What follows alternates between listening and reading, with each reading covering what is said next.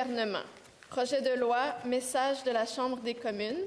Bills, messages from the House of Commons. Number 1, S-5. Sénatrice Galvez.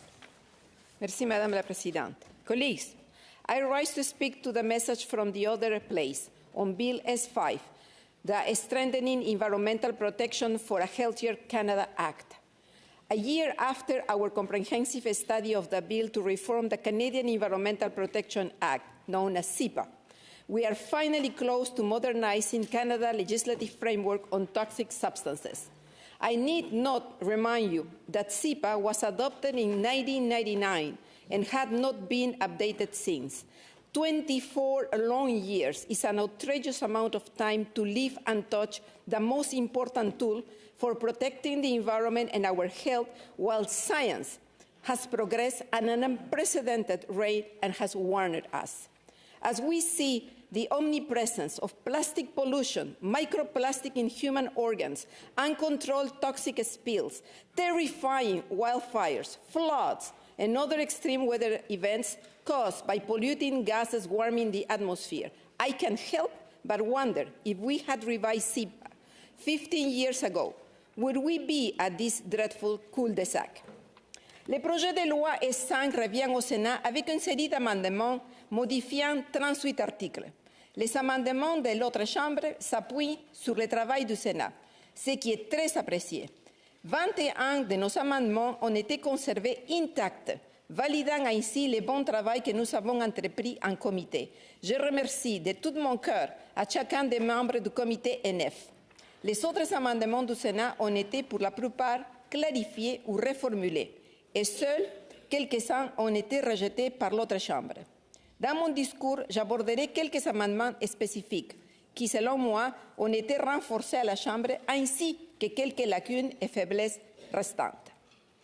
One of the main features of Bill S-5 is the inclusion of the concept of the right to a healthy environment. During our study, most witnesses applaud the concept but criticized the bill for simply instructing the Minister of Environment and Climate Change to develop and implement a plan rather than enshrining the actual right. The House made a few modifications, but the intent remains the same. It added a definition of a healthy environment, describing it as, and I quote, an environment that is clean, healthy, and sustainable. It restructured the Senate amendment that required the implementation framework elaborate on the reasonable limits to which that right is subject, but maintains the Senate intent. It also further clarified the principle of intergenerational equity by stating that, and I quote, it is important to meet the needs of the present generation without compromising the ability of future generations to meet their own needs. Under CEPA, the government is tasked with assessing substances and categorizing them depending on their toxicity. The government assesses 600 plus new substances to the Canadian market each year. However, it does not give itself enough resources to assess all the substances currently in the Canadian market. For that reason, I had attempted to amend the bill by imposing a set timeline for the minister to finalize an assessment and publish its results. At that time, the committee had opted not to impose a deadline, as the timeline of an assessment would depend on the amount of government resources dedicated to that matter. To address this issue, the House proposed what I think is a reasonable compromise. If the assessment of a substance has not been completed after 2 years, the minister must publish a statement indicating the reasons for the delay and an estimated time frame within which the final decision is to be published. This is a question of ministerial responsibility. Therefore, it is incumbent on the minister to justify any delay that could harm our health. The next point I would like to address is confidentiality. Currently, when a corporate provides information on a substance requested by the minister, they can request confidentiality by written request. Under the current CEPA regime, confidentiality appears to be granted automatically, with no need for approval by the minister. This demonstrates a lack of transparency. Of course, there may be many valid reasons for the need for confidentiality, including trade secrets, integrity of contracts, or protection against financial loss. However, the requester should have to demonstrate why confidentiality is needed, and the responsibility should fall on the minister to grant or deny it. This is something that both Senator Miville-Deschênes and I had argued in our committee study. Unfortunately, the committee opted to defeat our proposal. Thankfully, the House of Commons picked up on this important issue of transparency and found a compromise. Their amendment will require the minister to review a statistically valid representative sample of confidentiality requests granted and determine whether the request is justified under a set of 4 possible justifications. The requests that don't qualify are then deemed not confidential, and the minister shall report annually on these confidentiality requests. I believe this strikes a good balance. When information does not need to be confidential, Canadians have the right to access that information, especially when it concerns their health and the protection of the environment.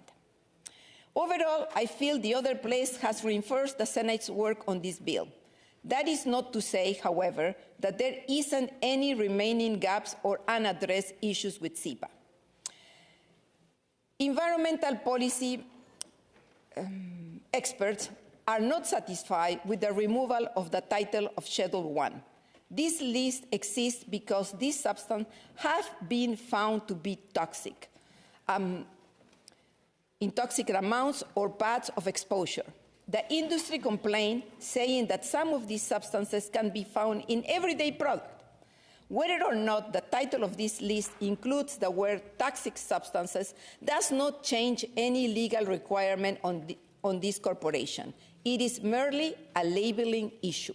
So, out of transparency and for the benefit of the average Canadian, nomenclature is important. Hiding the fact that these substances were scientifically found to be toxic in certain contexts is not being transparent with Canadians. Another major issue remains with the government's capacity to assess substances. The government is over-reliant on industry to provide a scientific basis for assessment and often merely does a literature review rather than scientifically testing the substance themselves. This is problematic, as we rely on industry for decisions that are of the minister's responsibility. For example, just last week, we learned through an article published on CBC that industry knew for decades about the risk of per- and polyfluoroalkyl substances, known as PFAs, or forever chemicals. And it kept it hidden. Major industry players knew these substances were toxic, yet they are present in everything from cookware to makeup. These chemicals are known to cause liver problems, pregnancy issues, and cancer.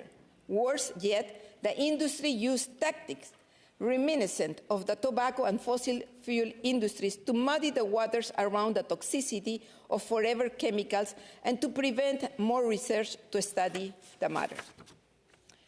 This is completely unacceptable, and it is our job as legislators to adopt a legislative framework that better regulates the industry. We cannot play with the health and safety of Canadians. We cannot rely on experiments that are overwhelmingly designed, performed, analyzed, and disclosed by industry for the purpose of sale and profit rather than for the best interest of Canadians. We must equip our government with the adequate resources to make its own rigorous and transparent scientific assessment. Chers collègues, le projet de loi S-5 est une modernisation indispensable de la loi canadienne sur la protection de l'environnement.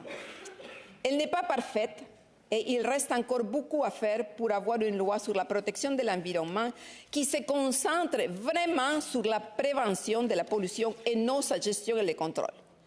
L'actuel ministre de l'Environnement et du Changement climatique a promis que d'autres révisions de la loi sont à venir. Et j'attends ces propositions avec impatience. Nous devrions plus jamais attendre 24 ans pour moderniser un texte législatif si essentiel à la protection de notre santé et celle de l'environnement. Donc, je vous encourage à appuyer le projet de loi tout en continuant à revendiquer d'autres améliorations dans un avenir rapproché. Thank you. Merci. Miigwech.